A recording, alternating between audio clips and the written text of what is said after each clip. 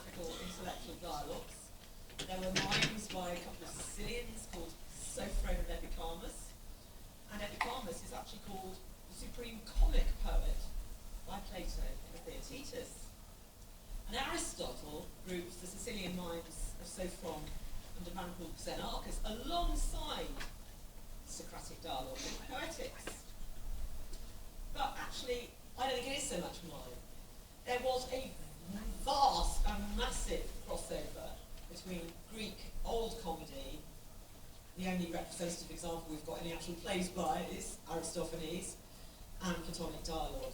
And here I'm introducing some of you, not all of you, some of you will already know, but some of you won't, to the vast numbers of old comedies that were produced in the second half of the 5th century. We've only got 11 by Aristophanes, 9 of which were produced in the 5th century.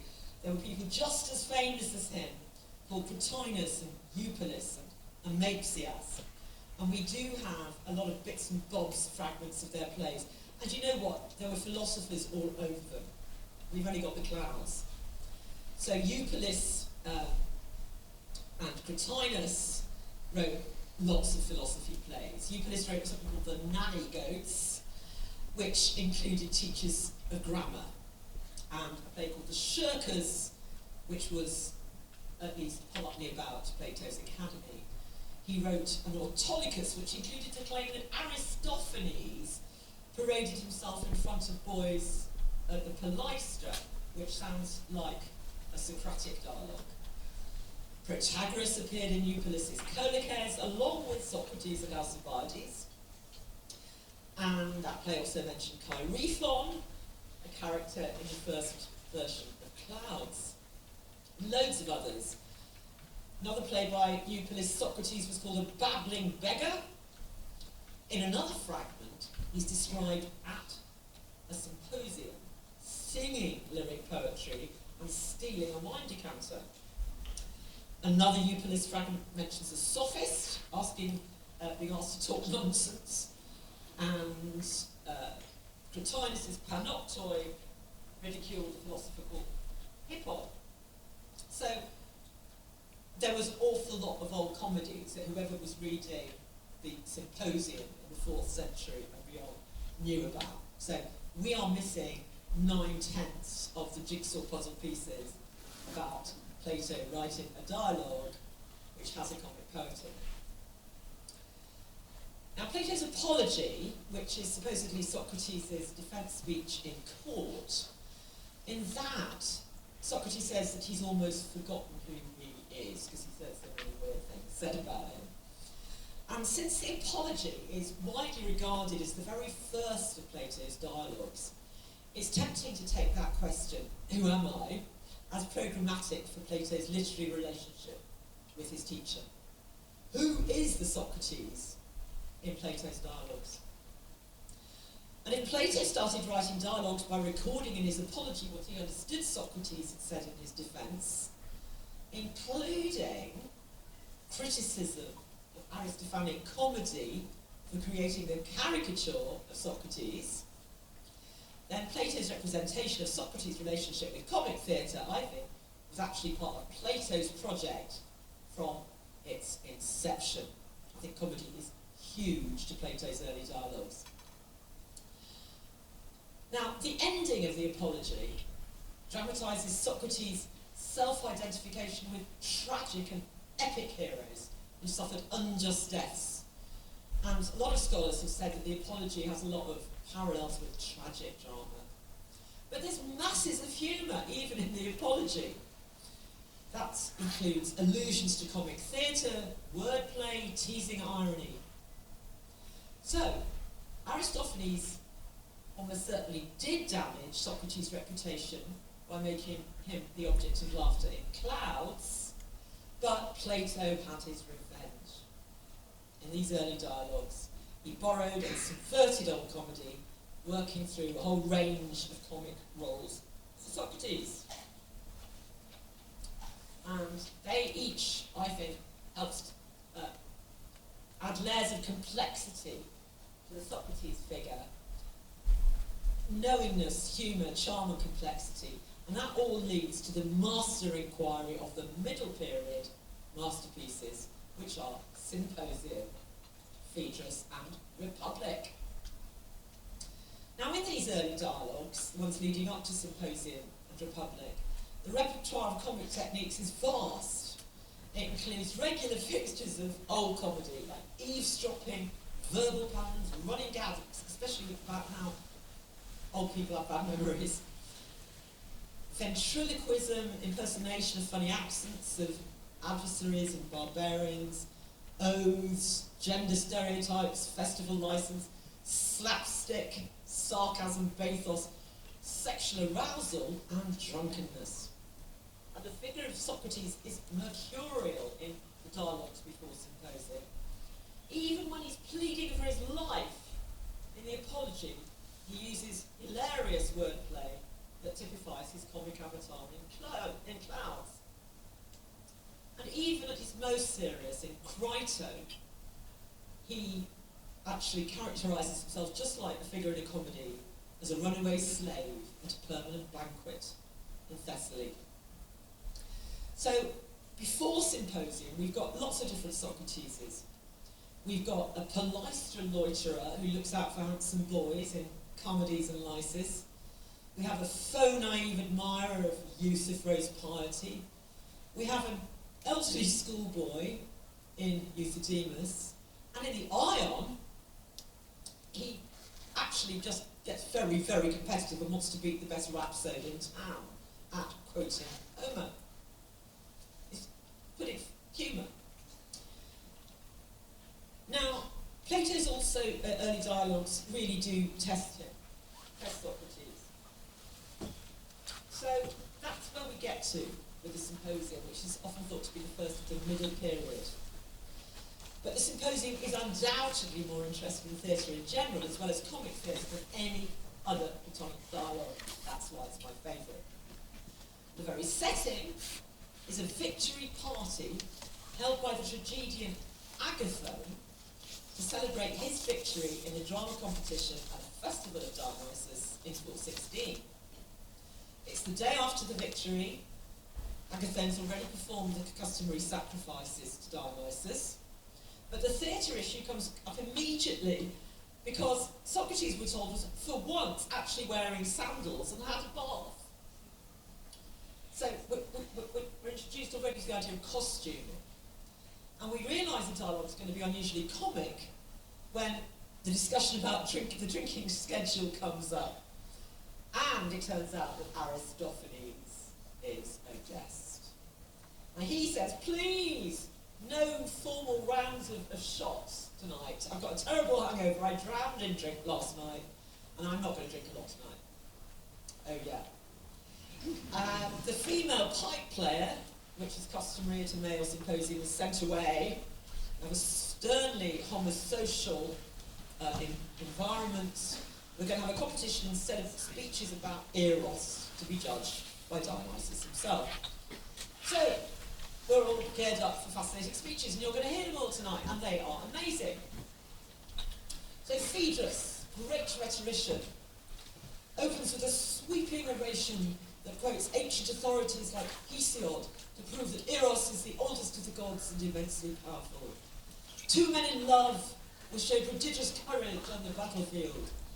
He cites figures from great literature and tragedy, Achilles, Patroclus, Alcestis and Admetus. Love and its relation to noble self-sacrifice are represented with great rhetorical panache. But the next speaker is Pausanias. And you just watch out for Pausanias' performance tonight. He's Agathon's middle-aged lover. Agathon's very young, it's his first ever drama competition. And Pausanias interprets the brief as a chance to defend the idea and ideal of sexual relationships between an older and a younger man.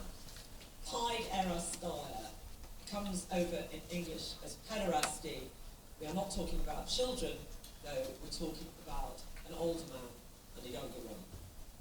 He says there are two kinds of love. One is basically love as practiced by the lower classes, which is often for women. Ugh. It's about the body, not the soul. He sort of sees love quite anthropologically. He says some cultures are superior to others, and in our culture, the best culture, we have this wonderful form of love. Now it is now the one we're all waiting for, gagging for, Aristophanes. But in a comic flourish, we're told he has terrible hiccups. Perhaps due to overeating, and he actually can't perform right now. It's a brilliant piece of comic writing. He says to the doctor there, Eryximachus, who's reclining on the couch just below him, which is a bad place to be if someone's got hiccups and might throw up at any minute, that the doctor needs either to actually just cure the hiccups or do an interim speech. So we've had the literary, highly flown Phaedrus, we've had the polemical upper class Pausanias, we now have a doctor. And the detailed characterization of the characters in dialogue through their speeches comes with him very clear. He uses medical terminology to describe love in terms of the physical body. But before that, he gives advice to Aristophanes on curing hiccups, the sort of silly thing that you're told to do as a child, gargling, inducing sneezing. I was always told to take a teaspoonful of vinegar, and it never worked. And Aristophanes, we've got this idea that, while the next speech is going on, there's this guy hiccuping madly, right, in the room. And Dr. Eryximachus gives us a suitably biological, scientific-sounding harangue. Love is present in the whole animal world. Love can be healthy or diseased. The right person to diagnose whether your love is okay is a doctor. He can also reconcile conflicting elements in your constitution. He says that love is a lot to do with the seasons, the climatological elements of hoarfrost and hail, and also phenomena like pestilence. But actually his argument is extremely garbled. This is not a doctor that you particularly want to be prescribing for you. And he's certainly not a great speaker. We're incredibly relieved, because Aristophanes says, please stop, my hiccups have gone. Now, Aristophanes' speech. I'm actually going to read a bit of this, it's so beautiful. It's always been rightly admired, except for rampant homophobes. The original human nature was not like the present, but different. The sexes were not two, but originally three. There was man and woman, and the union of two, having a name corresponding to this double nature, which was once a real existence, but is now lost. And the word androgynos, man-woman, is only preserved as a term of reproach. In the second place, primeval man was round, his back and sides forming a circle. He had 4 hands, 4 feet, 1 head with 2 faces, looking opposite ways, set on a round neck and precisely alike, 4 ears, 2 private parts. He could walk upright as men do, backwards or forwards as he pleased. He could roll over and over at a great pace, turning on his hands and feet like tumblers, acrobats. There were three sexes, and that the man was originally a child of the sun, the woman of the earth, and the man-woman of the moon. But these humans attacked the gods, so Zeus decided to humble them, and he cut them all in half. After division, the two parts of man, each desiring his other half, came together, throwing their arms about each other, entwined in mutual embraces, longing to go back into one. So Zeus pitied them and invented a new plan. He turned their genitals round to the front, and they sowed the seed no longer like grasshoppers, but in one another. If man came to man, they might be satisfied and rest and go their ways. So ancient is the desire of one another implanted in us. This is where physical sex turns into true love. Each of us, when separates, has only one side only, like a flatfish. We're always looking for our other half. One of them meets with the other half, the actual half, whether it's a lover of youth or a lover of another sort. The pair are lost in amazement of love and friendship and intimacy, and will be not out of the other's sight for their whole lives. Oh. He says that can be female and female, female and male, or male and male. Now, Aristophanes' speech, paradoxically, has made by far the most serious point by far.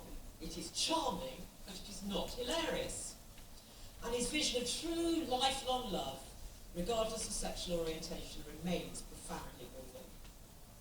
And it does come over a ton more serious in the next speech by the host, Agathon, a tragedian who we know from another source, Aristophanes' Women at the Thesmophoria, was regarded as effeminate, and his tragic poetry is plush and ornate and rather silly. Now he decides to praise Eros as a figure. He was beautiful, he was the best, the prettiest, the most blessed god. He's the youngest, most desirable. He remains tender and useful forever. He did not exist a long time ago, when gods chained each other up and assaulted one another. He exists in peace and sweetness. Pretty little cherubic Eros. But at this point, Agathon seriously loses his way. How on earth did he win the first prize in that competition, you ask? He decides to compare Eros with the Greek goddess, waiting to say Psyche or Flora or something. No, Ate, ruin or curse. Because Homer says she has soft feet. Homer says Ate's feet are soft because she sets her steps not on the ground but on the heads of men. It's a very dark line in Homer that ruin or Ate goes around trampling with her soft feet on the feet of men, heads of men. But for Agathon, the only point is that I'm talking about a god with soft feet. Ate's got soft feet, that'll do. So he's shown as really, really stupid. He says then an ode to softness. Not in every soul without exception, where there's hardness it departs, where there's softness there he dwells, nestling always with his feet in the softest of soft places. How on earth can he be other than the softest of all things? This is great tragic poetry? I don't think so. And the complexion of Eros, he says, is revealed by his habitation amongst flowers, because they're soft. And that's the speech, and it goes on and on. Now Socrates, actually at that point I think you're getting into it. But Socrates feigns admiration for this utter nonsense, and then in due course embarks on his own speech, and I'm not going to summarise this, it's really very long. He reports a dialogue he had conducted with a wise woman called Diotima from Mantinea 15 years before. So we actually get a woman's voice ventriloquised through Socrates at this Melo party. She dismisses the idea that lovers are in search of their other half. She says, no, lovers desire what is good. We would be willing to have our limbs amputated if we thought they were diseased, so we only want to be attached to the good. And it goes on, and you can listen to it, and it's very well performed. Just as it threatens to become just a little tedious, though, thank God there is a truly theatrical interruption. There was a great knocking at the door of the house, says Plato, as of revellers. The sound of a pipe girl, they'd been excluded, was heard. Then they heard the voice of Alcibiades resounding in the court. He was in a great state of intoxication. He kept roaring and shouting, "Where is Agathon? Lead me to Agathon!" And at length, propped up on the flute girl, pipe girl, and other attendants, he's found his way to them. "Hail, friends," he said, appearing at the door, crowned with a massive garland of ivy and violets and ribbons. "Will you have a very drunk man as a companion? Or shall I crown Agathon, which is why I came? I couldn't actually come yesterday." We asked why. "So I'm here today, carrying on my head these ribbons, and I want to crown the head of this fairest and wisest of men. Will you laugh at me because I'm drunk? Yes. Will you drink with me or not? Yes." Now, Alcibiades calls for more wine. Excuse me, just a minute.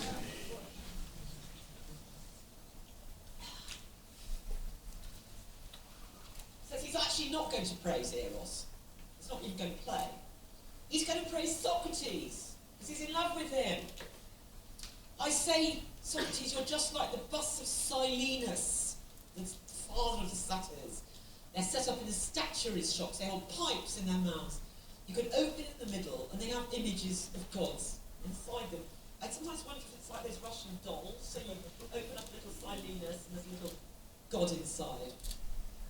And I say you're like Marsyas the satyr. Your face is like a satyr. And there's a resemblance in other points, because you're a big bully. And don't you pay for pipes? You actually are performing far more wonderful than Marsyas. He used to charm the souls of men by the power of his breath. But you produce the same effect with your words only. When we hear any other speaker, even a very good one, who produces absolutely no effect on us, whereas the mere fragments of your words, even at second hand, amaze and possess the souls of everyone." So after this great long comparison with satyrs, and the satyr play came after 3 tragedies at the drama competition. So we're very much now realising that these men, this homosocial party with lots of boobs, is very like a satyr play. Are we now in a satyr play? We thought we were in a tragedy, we thought we were in a comedy. After all those comparisons, Socrates actually says this whole party is a satyr play with a satyr plot. So, our dramatic dialogue meditates on the relationship with theatre on almost every conceivable level. The occasion is a party, celebrating a victory in a drama competition.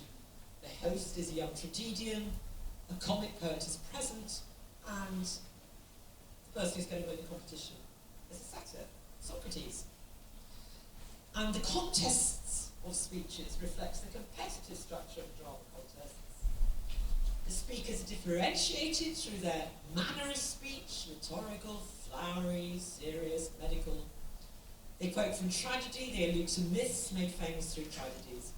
The tragedian, though, makes by far the most hilarious speech, because there is nothing funnier than bad tragedy, we all know that. And the comedian makes by far the most serious speech, except for Socrates' own. Alcibiades arrives with a chorus of drunken satyrs and compares Socrates with the satyrs' father figures, Marsyas and Silenus.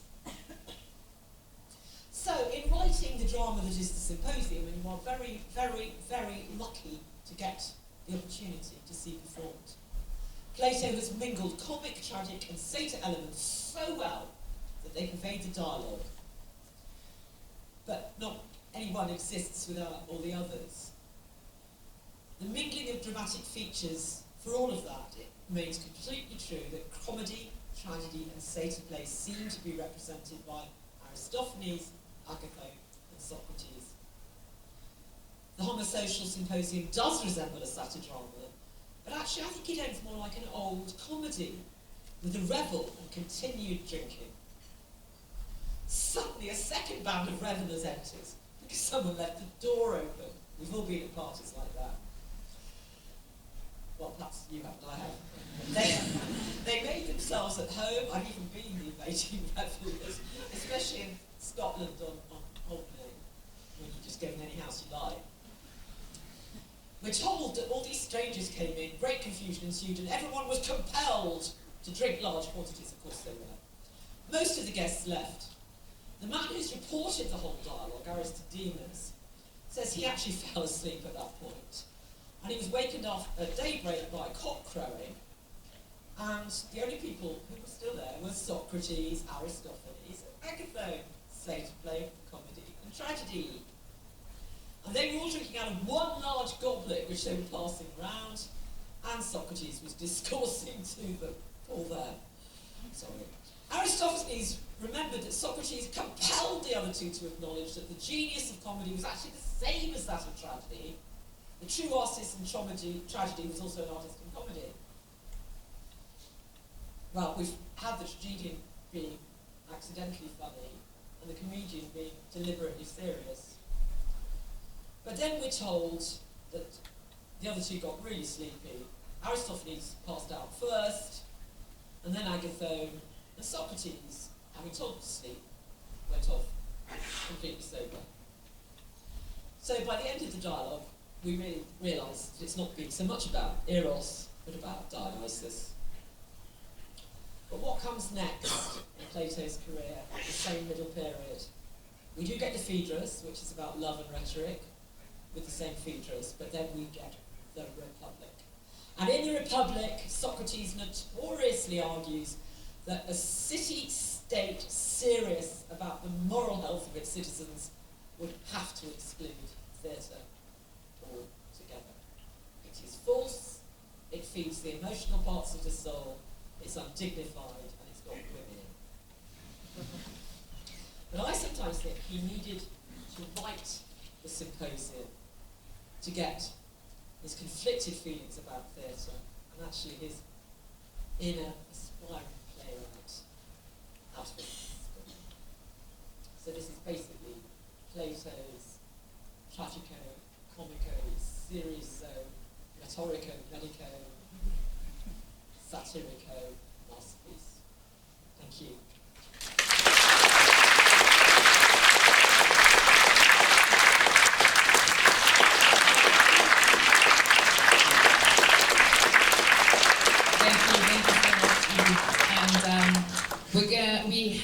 I'm going to ask you to remain seated and just wait for the performance to start, which we'll do in 5 to 10 minutes.